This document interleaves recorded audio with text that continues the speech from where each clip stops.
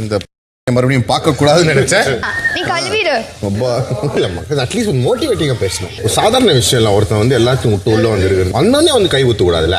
சரி விடு நைட் ஆட்ட வெளிச்சம் போட்டு S pass it's Bobby Sima 25 Viana ஏதோ வந்துட்டு அண்ணா நீ கழுவி வச்சீங்கன்னா பாத்திரம் கழுவிச்சான்னு சொன்ன உடனே அப்படின்னு சொல்லிட்டு ஏதோ ஒன்று கலாய்ச்சி விட்டாரு. ஏன்டா அப்படின்னு சொல்லி விக்ரம் கேட்டவுடனே இந்த மாதிரி வந்த உடனே வந்து இந்த மாதிரி பண்ணக்கூடாது, எனக்கு வந்து பிடிக்கல, வந்த உடனே கழுவி ஊத்துறா, கொஞ்ச நேரம் கழிச்சு சரி அப்புறங்கிற மாதிரி கூட இருந்தால் கூட பரவாயில்ல, வந்த உடனே அது என்ன அப்படி அப்படின்னு சொல்லிட்டு பயங்கர கோபம் போல மேலே விக்ரம கழுவி ஊற்றுனாங்கல்ல. ஸோ அந்த வெறியில் இருக்காரு போல், அந்த மாதிரி பண்ணக்கூடாது.